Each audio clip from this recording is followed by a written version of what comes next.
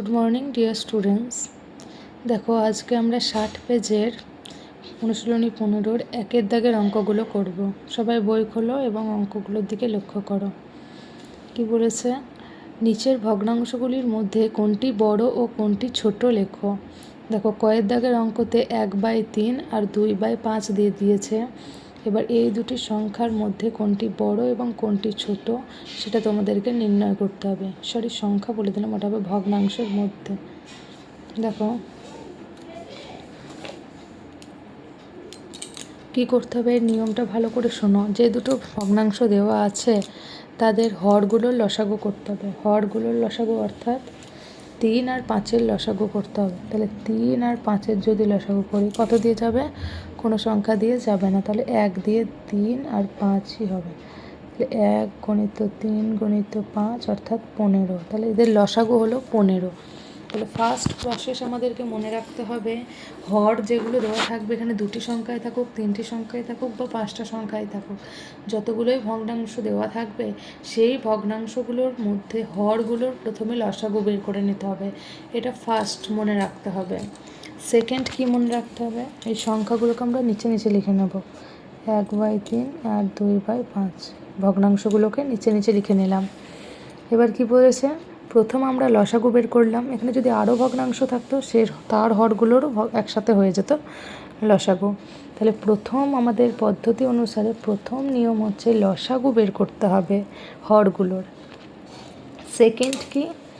এই হরের সাথে লসাগুর ভাগ করতে হবে। হরের সাথে লসাগু ভাগ করলে কত হয়? 3 × 3, 3 × 2 = 6, 3 × 3 = 9, 3 × 4 = 12, 3 × 5 = 15। এটা যেহেতু মুখে হয়ে যাচ্ছে তাই আমার করে দেখার দরকার নেই।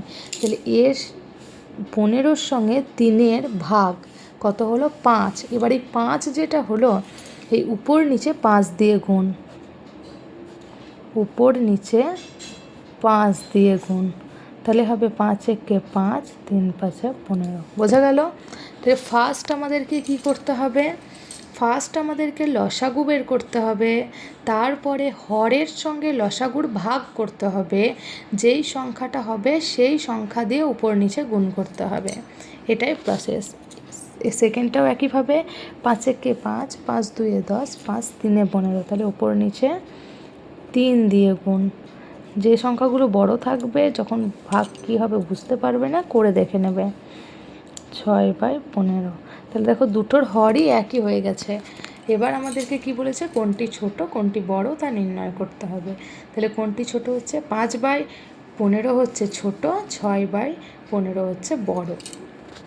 তো যখন আমি ছোট আর বড় লিখব তখন প্রশ্নে যে সংখ্যাটা টোকে দেওয়া ছিল সেটা লিখব। অর্থাৎ ছোট ভগ্নাংশ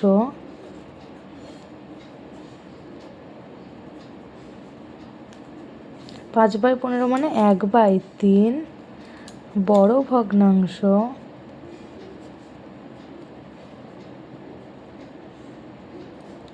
6/15।